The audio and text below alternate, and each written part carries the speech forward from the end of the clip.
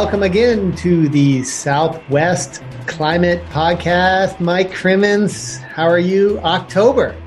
Hey, Zach.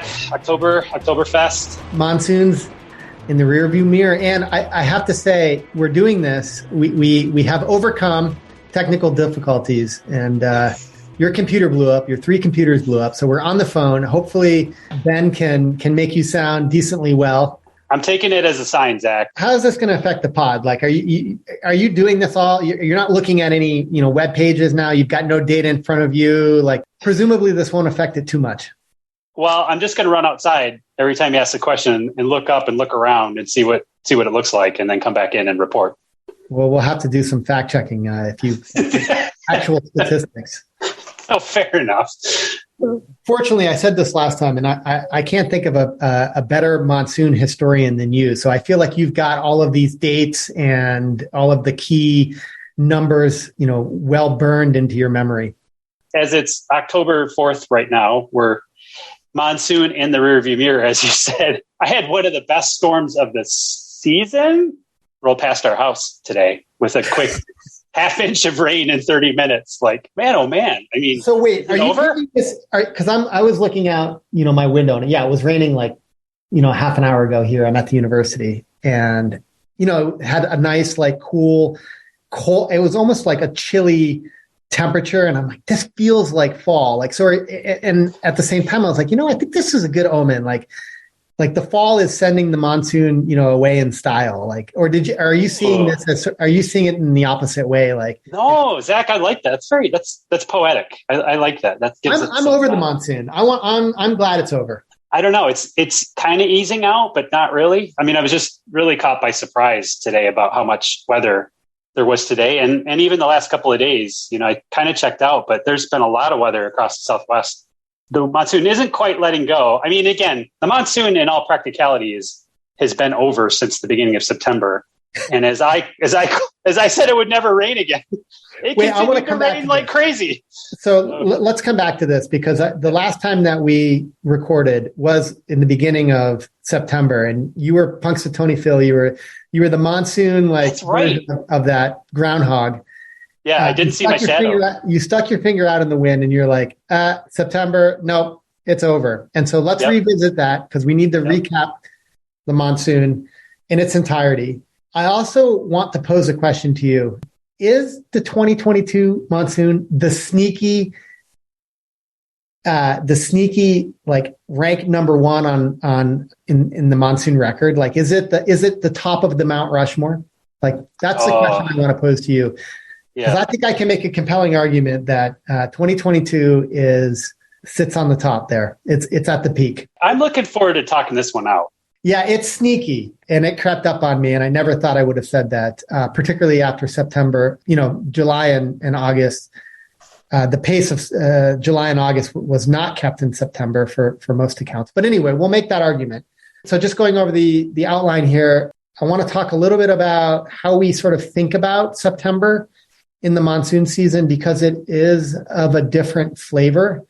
And as you just mentioned, it's sort of slow to leave, and there's different ways and different mechanisms, and it has its own distinct version of the monsoon that I think is worth conceptualizing. And then finally, if we have time for this, just a little bit of a nod to what the winter may look like. We have a triple dip, as they're calling it, La Niña. So we'll talk a little bit about what that may mean for fall and winter here in the Southwest, and that'll probably serve as the backdrop of the content that we discuss over the next 5 or 6 months anyway. But before getting into that, Mike, we also wrapped up the 2002, the second running of the official Southwest Monsoon Fantasy Forecast game. And I wanted to call out the people who played. So we had something on the order of 568 people register to play. So they filled out an account.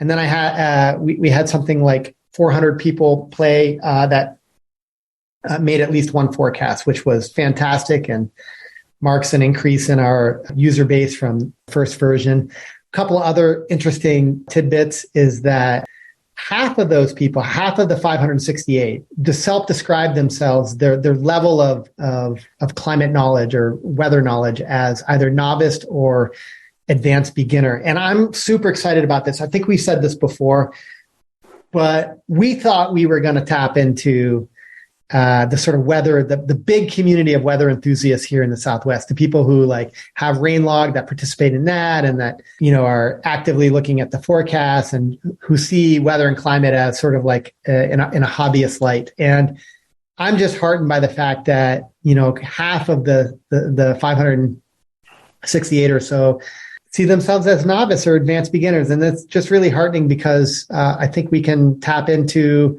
a new audience, in other words. Yeah. So really thanks everybody from, the whole fantasy team. That includes Ben, you, Mike, myself, Ray, Leland, Dharma, who do a lot of the coding. And this is, a volunteer activity. So we're happy to do it. And we like that you guys play. And thanks to some of you who sent us emails along the way offering encouragement. Your enthusiasm really carried us through. So we appreciate it. Fantastic. All right. So the winners, and I have to caveat this because our own Ben McMahon came in second. Ben, nice freaking job. We owe you a He's not eligible for a prize. And I'm actually really glad you didn't win, but you were close to winning. And so kudos to you for that. But really the podium, the top three were Bewilder or B Wilder, first place. Second place was Water Wise. And third place was a long sort of automatically generated username, it looks like, that begins with VJFM. So congrats to you three. We're giving out $400, $300, and $200 Amazon gift cards. Spend it as you will. And we hope that you come back next year and defend your podium. Mike, what did you finish? Do you know? I don't. I actually crept up the 30th. As I was paying attention, and then I was so far out of the running, I stopped paying attention. So, and it kept raining. So I came in at number 22. So it doesn't matter. Oh, you beat me. I did beat you. No, it does matter as far as beers, because that means I owe both you and Ben beers now.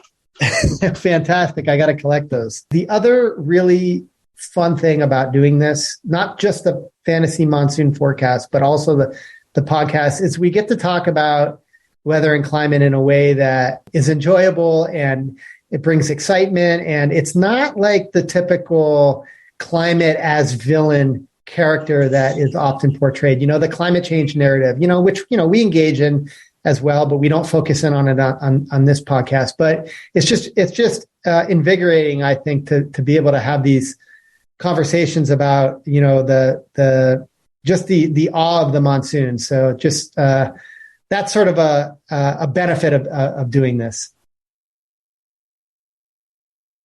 Speechless, huh, Mike?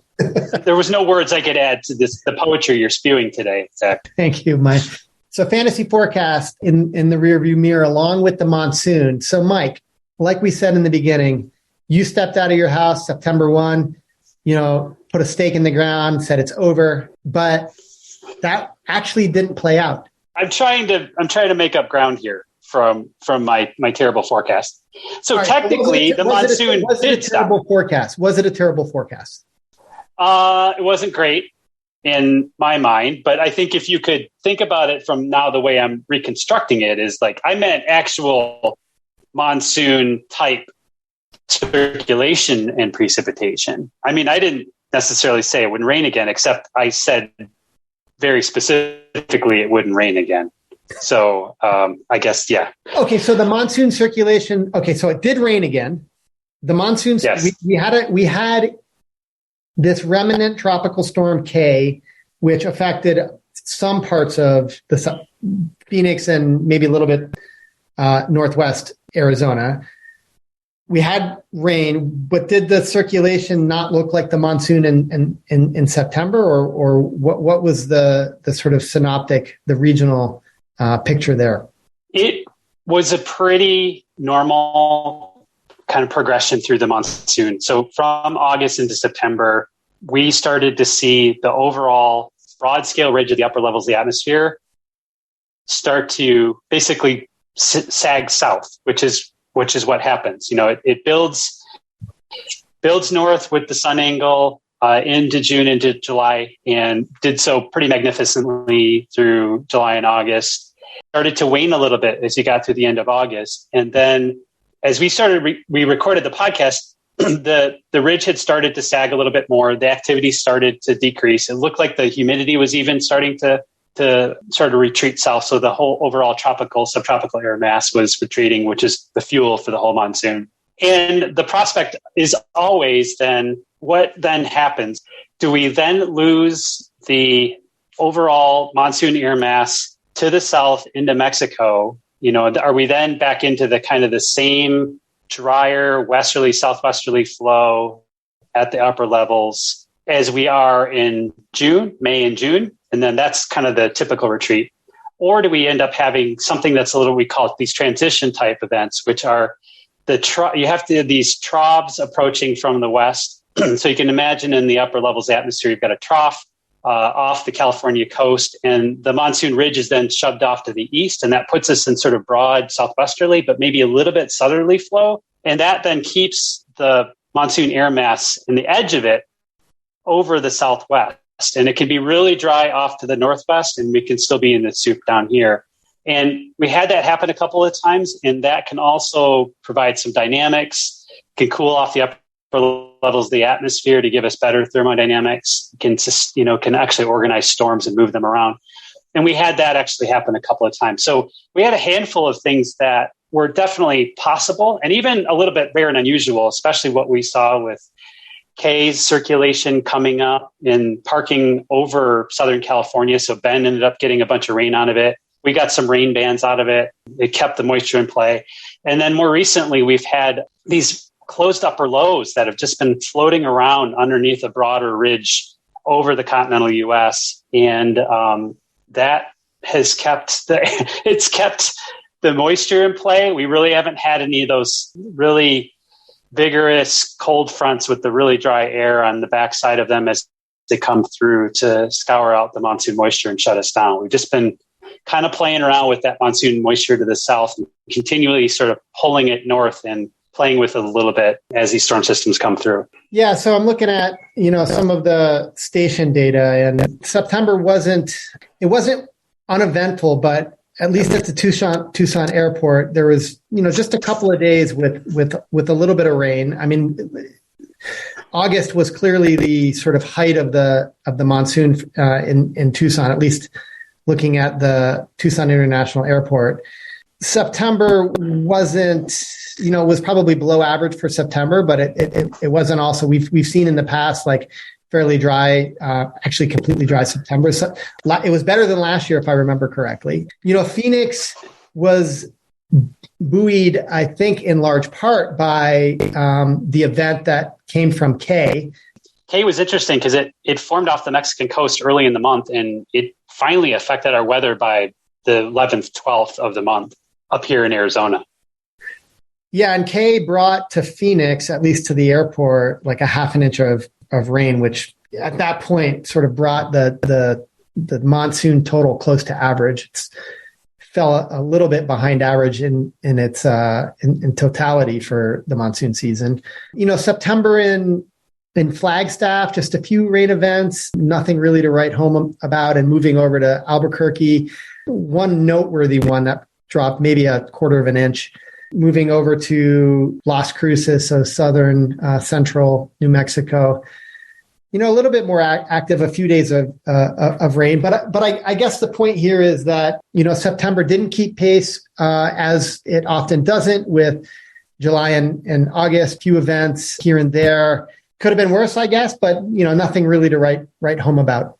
I mean, I guess I'd argue, too, that the events that happened, they were kind of in little clusters. There's sort of the K event, which walloped different parts of the state. And what happened in September, I thought was kind of interesting, is that we ended up having heavy rain events, but they weren't in Tucson and Phoenix, right? And you're right, New Mexico really didn't get much out of September. It quieted down. There was the K event. The K event gave way to another little bit of a trough or low pressure event that really started to favor the far northwest part of the state. And so it's like southern Nevada and the far northwestern part of the state ended up having really, really heavy rain, flooding again, which they saw earlier in the summer.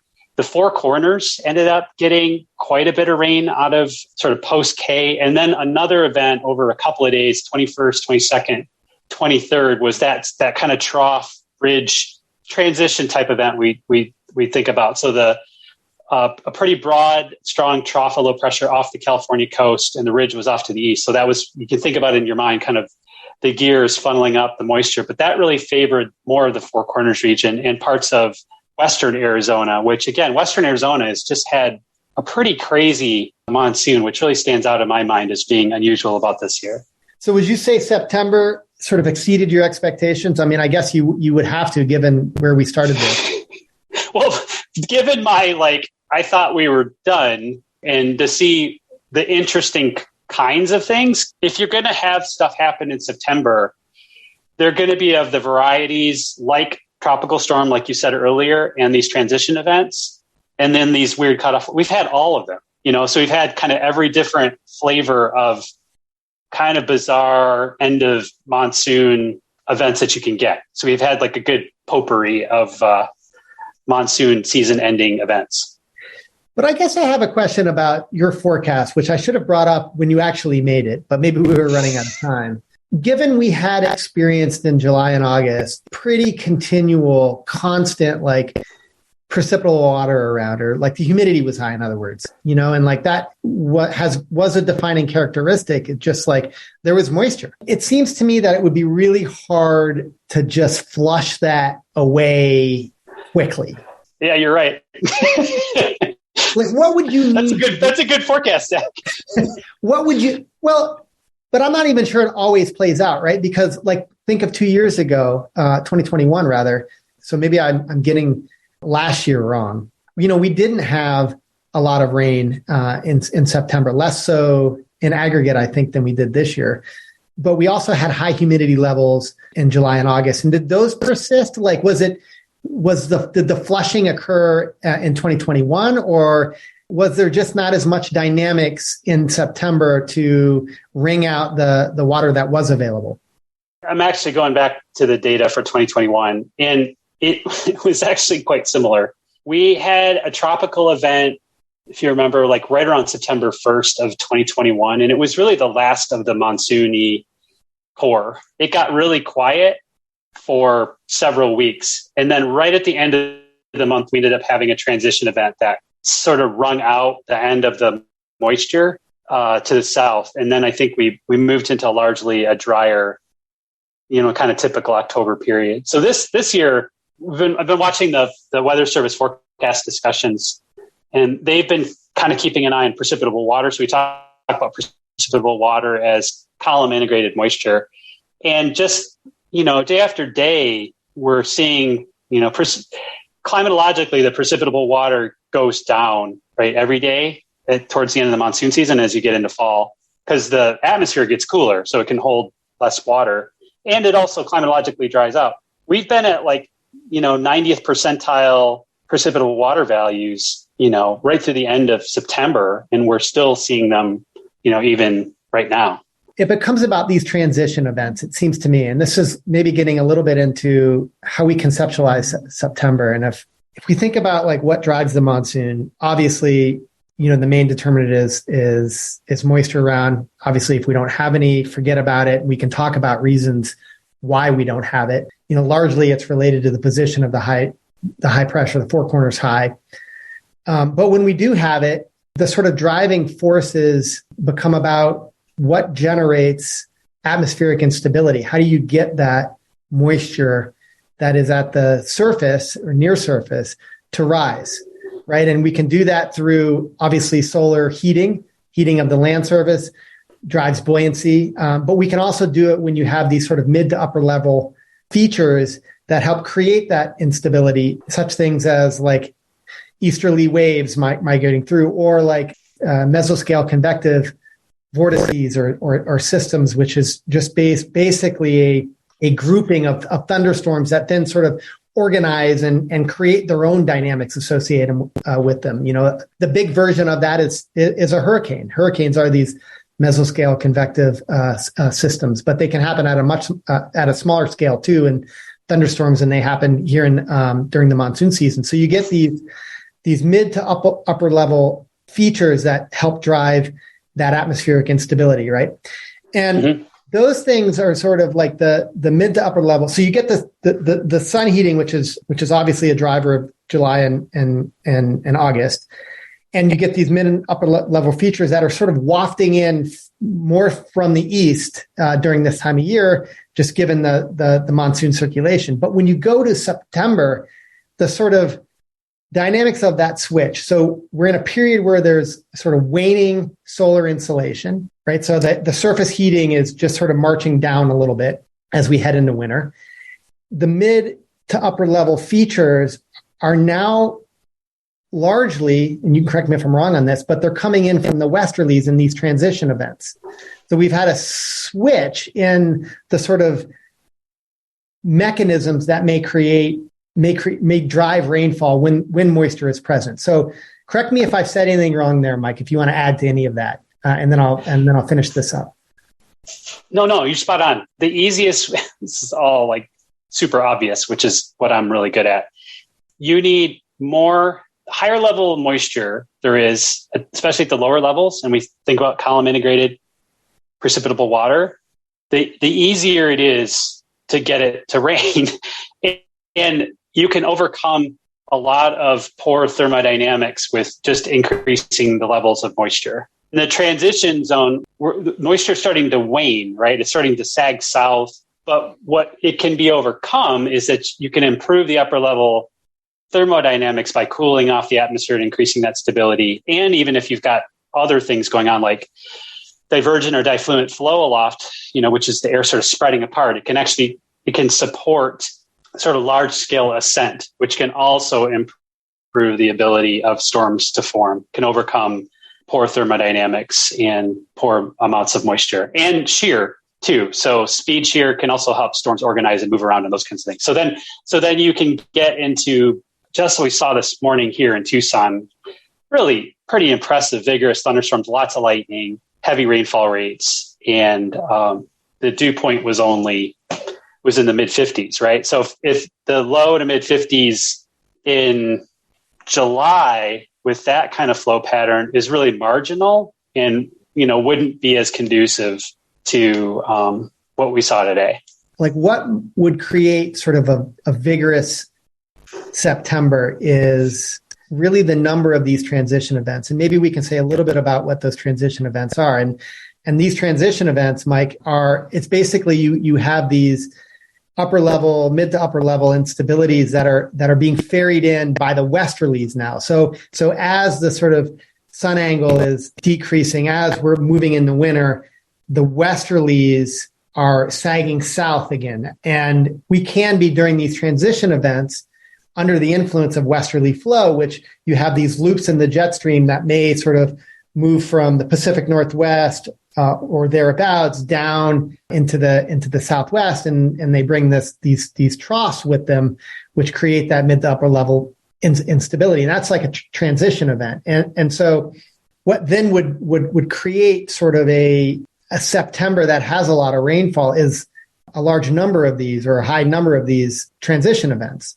right? But then this is where I sort of get a little bit stuck in my thinking, because those events themselves, don't they also sort of scour away the moisture in the Southwest? So they're both, if there's moisture around from the monsoon, they can help, create the precipitation event, but then they're also sort of flushing out that moisture. So, what's left in its wake is, a drier region. And then what you then need is some other event, maybe to the south, that pushes that moisture back up. So there's like this tension between these transition events that can generate moisture, but also sort of flushes the region out, which then relies on some other mechanism to push that moisture back into the Southwest. So there's a sloshing going forth in the monsoon, in the Southwest during September that seems to be more at play than July and August.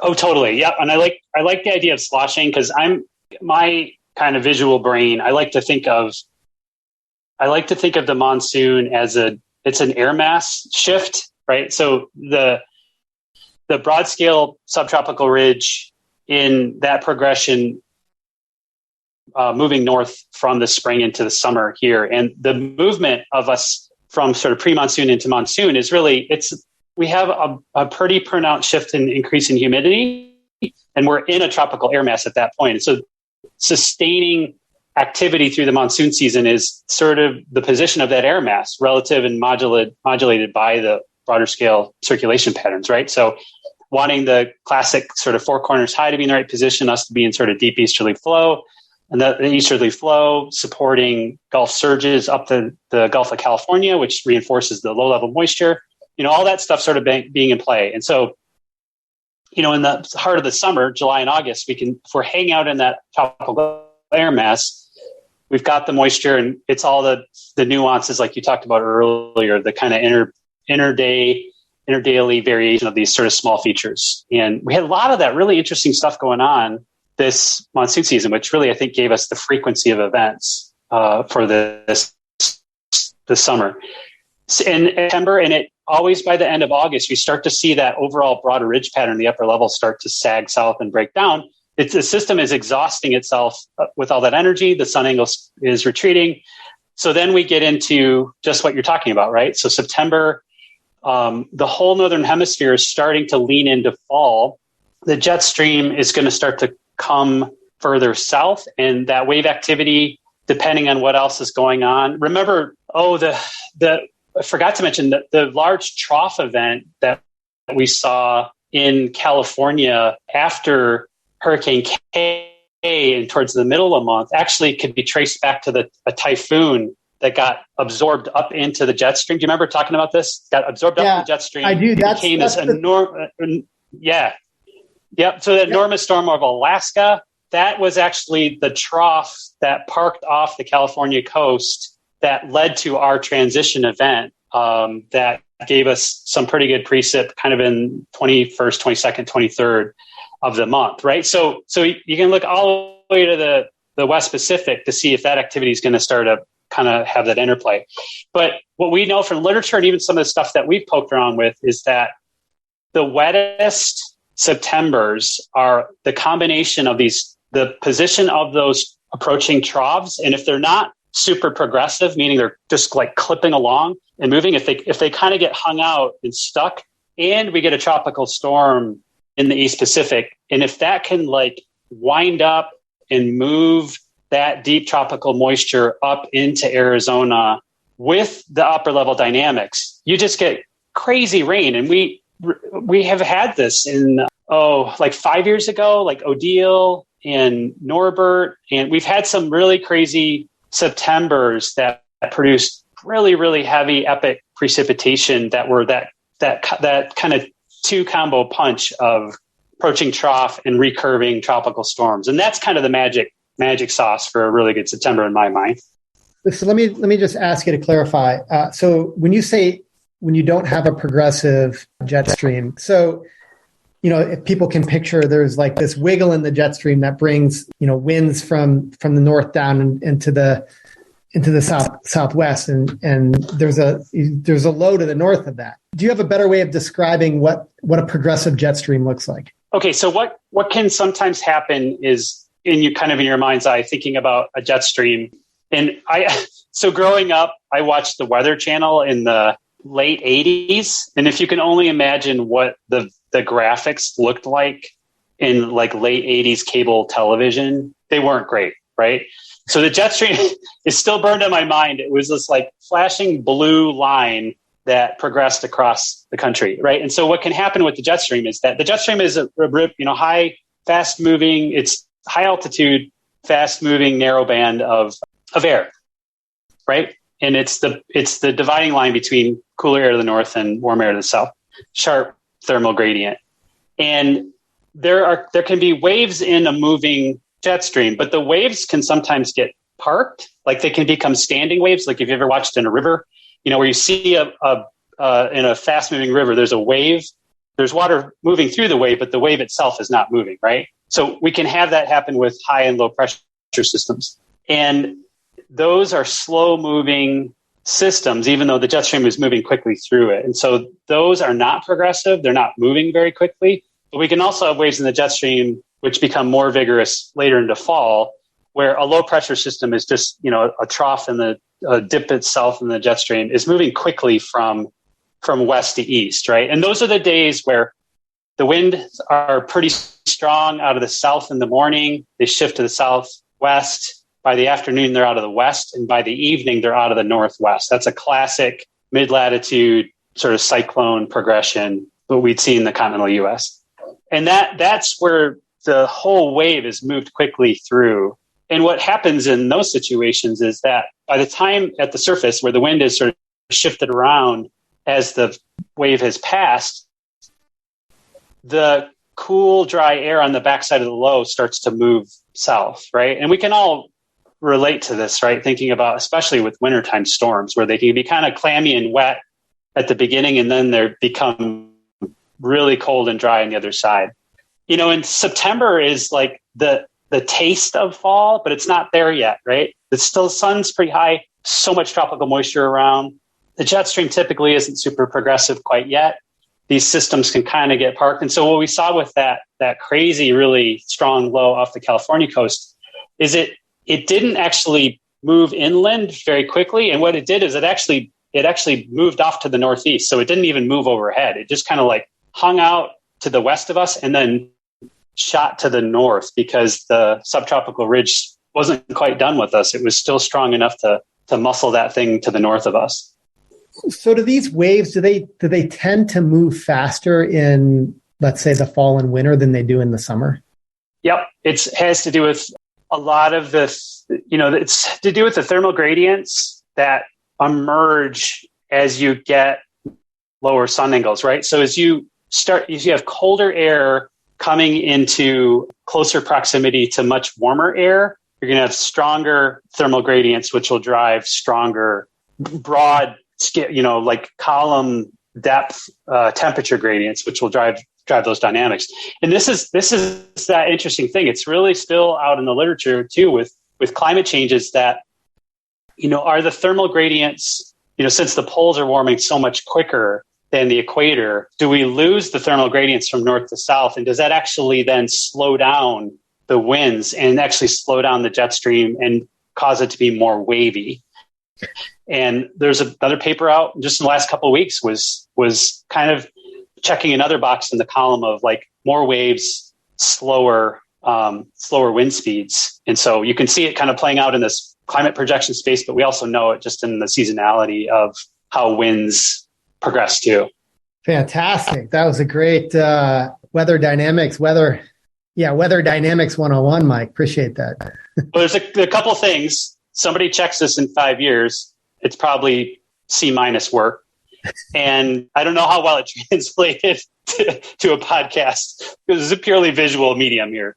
Yeah, no, I think that's the part that I was struggling with a minute ago that you filled in nicely. It's just like I can picture all of these things, when I'm looking at a screen or images, and it's a different to try to actually talk about it and write about it. We had talked about this in years past, and it's always something I kind of forget about as we get into fall, but I just think it's so interesting when West Pacific typhoons become big players in downstream weather and have implications for how our monsoon either kind of hangs on or ends abruptly or does something in between. And I think we had a little taste of that this year, kind of in the middle.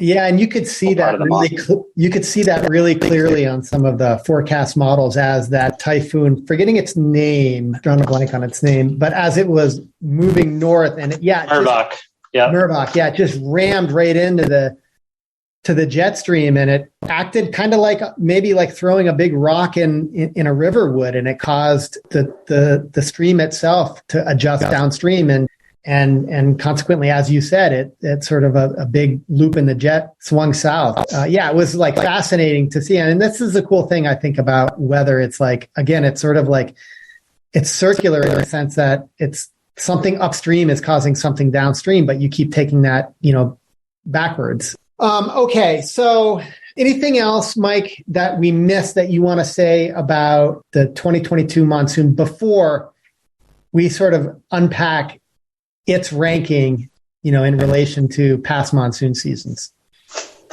No, I'm curious to see what you're thinking here.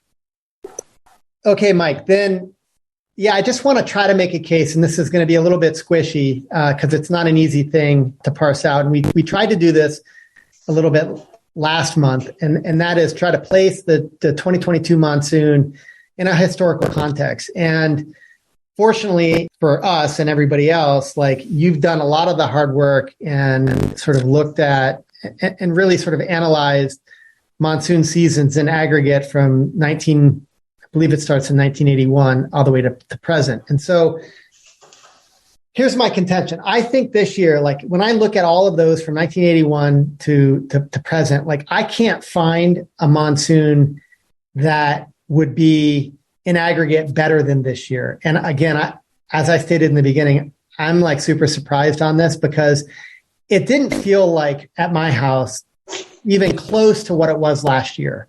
Right. But again, I think that the challenge of this is to try to look at it in its, in its spatial completeness for us, which would be Arizona and for the most part, New Mexico. And we talked last month that really Eastern New Mexico, we shouldn't really consider.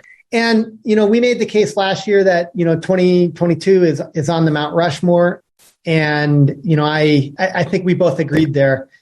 And, even in the context of September not being an epic September, but not being, dry either, that picture is largely held. So from a spatial perspective, when I look at 2022, like, it is completely coherent as a wet signal, as an above average signal, basically from the far eastern edge of New Mexico westward to the border of Arizona. I mean, there might be a few pockets here and there, like around Las Cruces, for example, a little bit northeast of Gallup, in the Superstition Mountains, perhaps, or right thereabouts outside of Phoenix, but maybe around the Grand Canyon. But these are like small pockets, like looking at an interpolated map here, which you could quibble with if you want, but it is your map. So I hope you won't. I mean, it's just really coherent. I also looked at, I think there was, 6 other candidates, in 1983, for example, 1984, 1990, 1999, 2013, and last year. But none of them had as coherent of a wet signal as 2022. And then when I looked at, for example, the percentage of Arizona and New Mexico with greater than 125% of average, of those candidate years, 2022 had the highest percent aerial coverage. So more or less 60% of Arizona and New Mexico had greater than 125% of average. And none of the 1999 perhaps had close to half of the area. 2013, close to 60%, but it wasn't quite as high. When I looked at it in terms of elevation, right? Like, all of the elevation bands had their medians were above average. So in other years, some elevation bands, like the high elevations, were below where the lower elevations were high, and vice versa. For 2022, it was sort of, again, and this goes to the character of it just being a widespread and good, and then looking at the frequency of rainy days. Out of those other candidate years, when I looked at the percent of days with rain for 2022, there was a large area that had basically 60%, 55 to 60% of the days with rain, which is quite high. And that was a higher sort of aerial extent, like more area in Arizona and New Mexico had received that level of frequency than any of the other candidate years. So I think maybe, the arguments against this year, you could make a statement that, it was buttressed a little bit by an early start. There was some rain in June, and September was kind of bleh. It was more or less a blah September. maybe you'd quibble with that characterization, Mike, but there's been other years with a much more vigorous September. So I don't know. I mean, in totality, like I couldn't come across a year where the spatial coherence of the monsoon rivaled that of this year. That's what I've got. I like it, Zach. I like it. Okay. No, it's good. Okay. So, all right. So when you were saying, you said top of Mount Rushmore. So are you saying, is it of the four like iconic monsoons of different styles and quality, or are you saying in rank order, like this one just beats out everybody else? I would say in rank order. I would say in looking at across a variety of metrics, and I recognize that this is very sort of eyeball-y and not quantitative, but we could get, you can quantify everything that I said.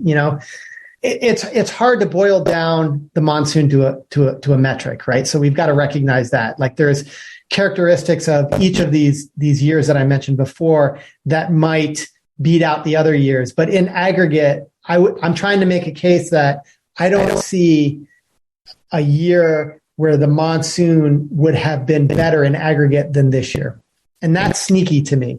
It is sneaky. So, okay. So I would think this year would go up with it's definitely a couple of the other years that you talked about, including last summer, as iconic, but in different ways. And I think once we see the statistics, I was actually trying to crunch, some of the statewide rankings, just like average precipitation. And I couldn't, it's not quite updated yet. And Westwide Drought Tracker seems to have, there's like a bug somewhere in there. So I couldn't quite get it, but just some of the early totals are aerial average wise. They're going to be pretty similar, and there will actually have been wetter years in the past. And that has to do with the fact that some of the past monsoon events, and especially in the September time windows, have had very widespread, extremely heavy rain that have, it's caused sort of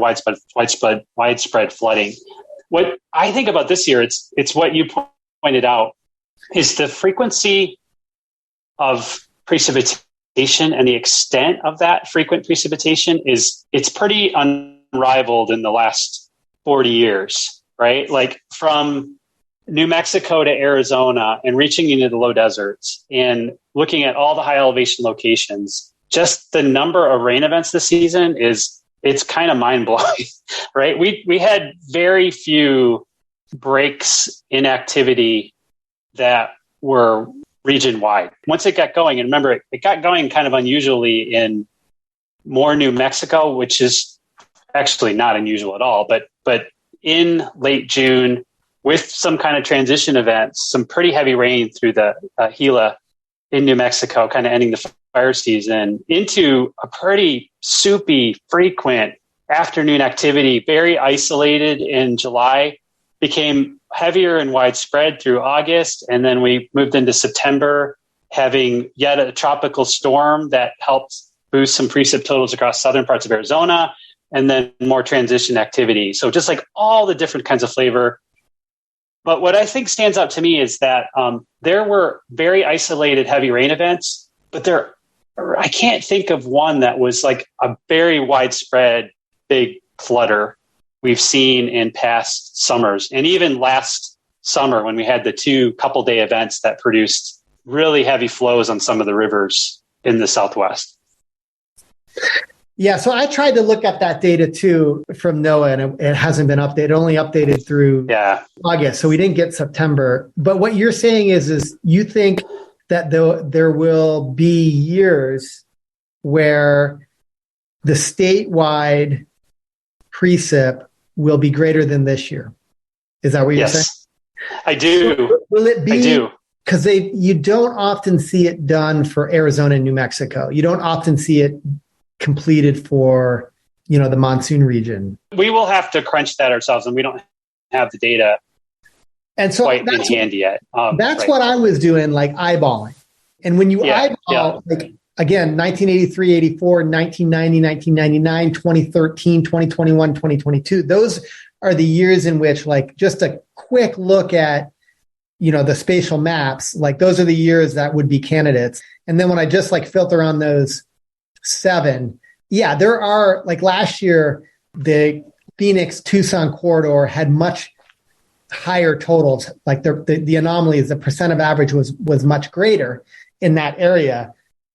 But it seemed to me that if I sort of did a spatial average, then it would still be 2022 would still outpace 2021, for example. So I don't know. We'll have to do those numbers. It'll be interesting to see. I guess that's what I would say. I think it's going to be real close, but I don't think this year is going to jump out ahead a whole lot. And again, I think this year was really different.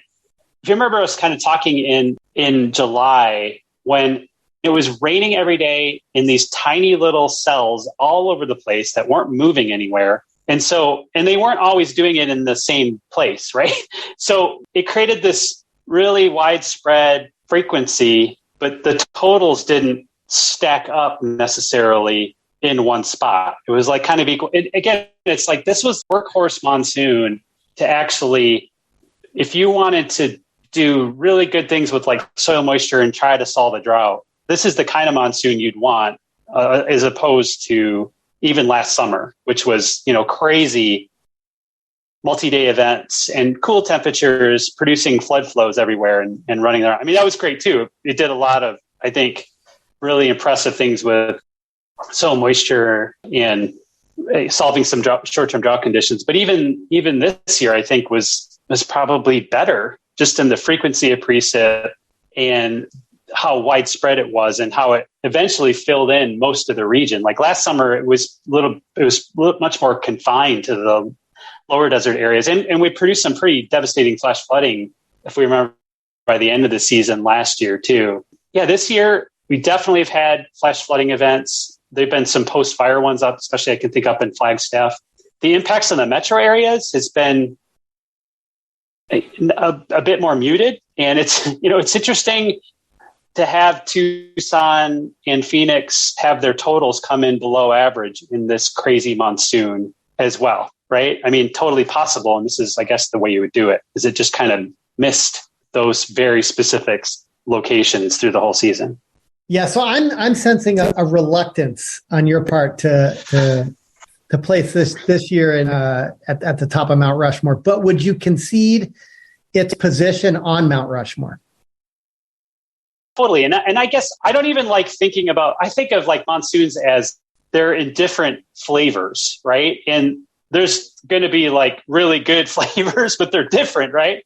They're so different. If you just like look at the last 40 some years of maps using that PRISM data, very few of them look similar, which is weird to say.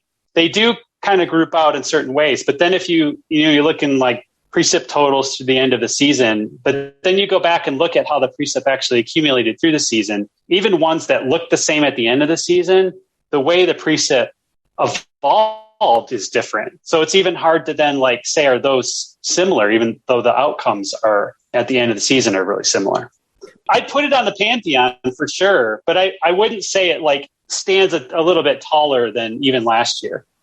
I can appreciate that. I mean, I think there is a little bit of folly in trying to boil the monsoon down into like a ranking, right? But I do think it's like an interesting activity to try to come up with a set of criteria which may allow us to sort of put them in sort of their position.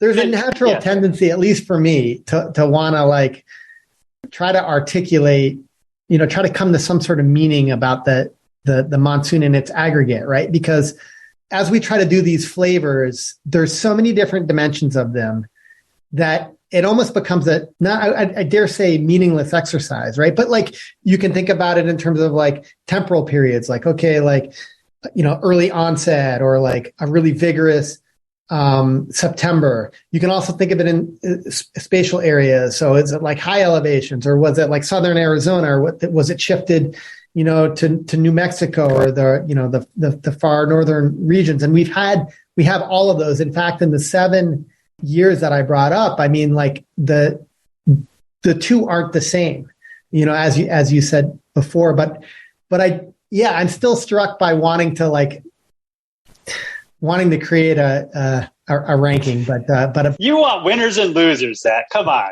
You want this monsoon to win. I do want this monsoon. Actually, you know what? I'm not as like emotionally connected to this monsoon. I have to be honest. Like this monsoon, like last year's monsoon, I enjoyed more than this year's monsoon.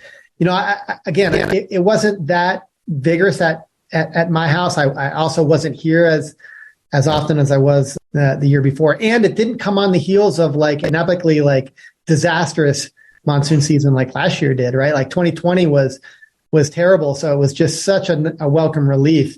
And so this year, you know, we experienced a really awesome monsoon season last year. So I would say I wasn't as emotionally invested in this monsoon as I was last year. So I don't necessarily want it to be number one. You know, I still go back to 2017, you know, with like the 3 I know that's your favorite.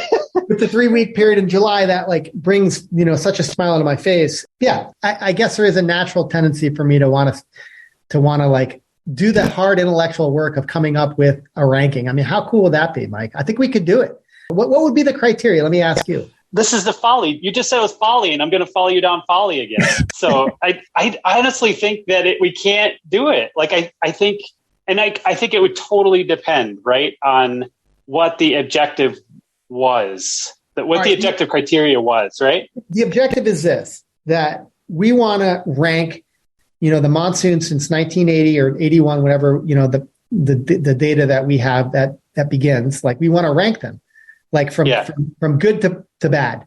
Right. And we've got to define what that good is. So clearly like a good, and that ranking has to be in conversation with the different nuances of the monsoon. So obviously a spatial and a temporal component.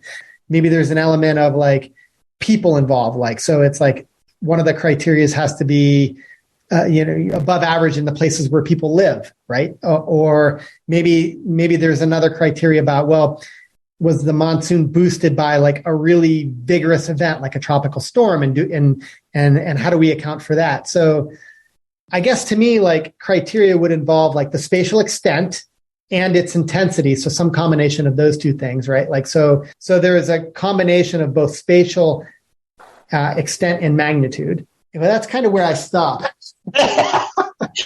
Okay, so that paper that I keep promising you that I'm working on that's languishing in the background, I got as far, this is actually why it's languishing.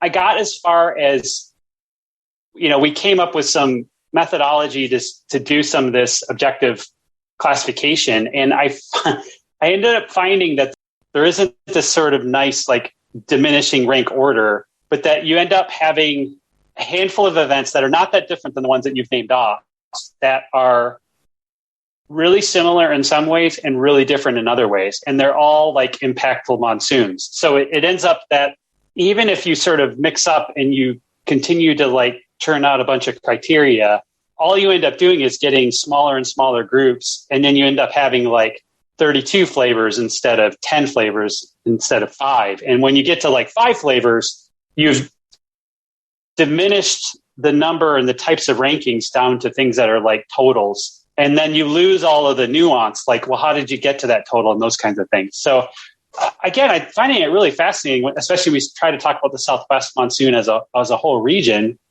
is that there are some defining characteristics for sure through the season and at the end of the season, but they're really different in how they evolve and the impacts that they create, and you know, just all of these things that we play with every summer. All right. So just for the record, though, NOAA does this, right? We were referencing it before. It's like they come up with statewide precipitation ranks or division, climate division, or like county level. Yeah. Right? And they're just simply like averaging, right? Like the aerial average precipitation. Yep. I mean, that is like, can we improve upon that? I guess you're saying you could totally improve on it. Yeah. Well, I think that the improvement is like, that's the simple classification, but it doesn't communicate anything about the season. And as you try to then start to parse out and look for the defining characteristics of the season, you find, and at least this has been my experience so far, is that those defining characteristics create more and more piles of different flavors of seasons. Okay. And that's kind of in the middle to the top range. The bad seasons are pretty simple. It just doesn't rain anywhere, right? There's not too many pathways to it being regionally dry, right? There could be locally heavy events that are impactful, but overall they average out and wash out at the end of the season as being below average. But once you kind of get to the middle, the top third of events, say, it's really interesting, really different seasons that have different combinations of when the precip showed up, what created it, where did it fall, how frequent was it? Was it one large event versus, a few of them? In 43 years is what we have to work with right now with this particular data set. We could extend it out a little bit further. We lose a little bit of that nuance. But yeah, I still think it's worth us continuing to try to puzzle this through. Yeah, sorry to interrupt you. I find that really interesting. It could be just thinking about it in terms of sort of some sort of qualitative description of the monsoon. So it's wet all over, or Arizona wet, New Mexico dry. And then there's a number of years that sort of fall within in these sort of groups, right? And then there's some sort of narration of the character that, what am I trying to say? I guess I can see there being, instead of a hierarchy, there's a set of narratives, monsoon narratives that years generally fall into, and those narratives are relate to a set of criteria, more or less, right? And so that's where I stopped on the paper. You're ready to go. But if I heard you correctly, what is the sticking point is it's really that there's just a number of these flavors. By number, I mean there's a large variety of these flavors, correct? Yeah, I think we want to have I think as human beings, especially when we classification, we want to have sort of simple, discrete descriptors. And we do that with aerial average precip at the end of the season. I want four narratives. I know you do. I know you want four because Mount Rushmore has 4 presidents on it. That's why you're stuck, man. This is what's fun about the monsoon. All right, Mike, this was fun. It's sure a heck of a lot better than, a dry year. I enjoyed this summer. It was a little more frustrating to me because it didn't, we ended up getting a lot of rain, but it was kind of all that anticipation. We talked about it through July. August and September were really interesting, beautiful clouds. I think that the landscapes have responded really well to this rain this year, which I think is going to be really helpful for short-term drought conditions. But, having 2 pretty good monsoon seasons in a row, now, I'm becoming pessimistic about next summer already. Oh yeah. That's a point that I had written down that I wanted to cover. Going through this exercise made me realize that there's a lot of stinkers out there. And there's a lot of stinkers, man. It's easy. It's easy to get into a stinker. Yeah. And I'm worried, you and I are going to have to lean on each other next summer. I'm worried. Yeah. Just by randomness, if we had another year of a vigorous monsoon, it would be pretty unprecedented. Again, looking back in, over the last 40 years, 2021 and 2022, back to back, it's fairly unprecedented.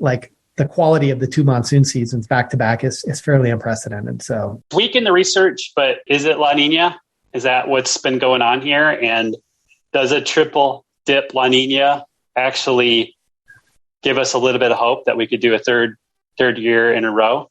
All right. So we're running late. We were going to do a little bit of a nod to the winter, and let's just do that for a couple minutes. And then, well, we could just leave it at that. We're in a La Niña. It's forecasted to continue 3rd year in a row. It's not unprecedented. This has happened, I believe, 2 other times where we've had the quote unquote triple dip. It's largely going to be a weak La Niña. La Niñas tend to, increase our chances of dry conditions. I looked at, the North American multi-model ensemble. Every single one of those models, has a nice dry anomaly over the Southwest. So they're certainly picking up on that tendency, Mike, 2 back-to-back dry winters in a row. So, and this matters obviously for it's more consequential for our landscape than, a vigorous monsoon is. So we think about water. We think about, the next fire season. We'll cross our fingers, but, if you were a betting person, you would probably place a high amount of money on dry this winter. That's the lean anyways right now. You know how good my forecasts are, so maybe I've blessed us with a wet winter just by saying. You stepped out of your house for the first time all month on October 1 and stuck your finger in the air. What did you say about the winter? What's your Punxsutawney Mike moment? I'm leaning dry. How about it rained half an inch at our house today, so it's hard to actually to do that. Well, this would go into the winter statistics, wouldn't it? It does, yeah. Actually, yes. Can't we just lump this into the monsoon? I mean, you made the comment before that it was still like recycling monsoon moisture. I mean, does the monsoon really end in? No, we won't get into that conversation. Start it all over again, Zach. Jeez. All right, Mike. Well, fantastic. Good to see you. Good to talk to you. Appreciate all your effort. And Ben, thanks a bunch for making us sound decent. Not great. Yes, good luck, Ben. Exactly. Recorded on my phone.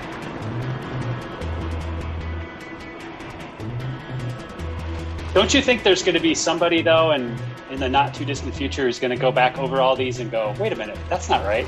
That's not right. Wait, what did he say? That's not right. Can our retort be, it's free? There you go.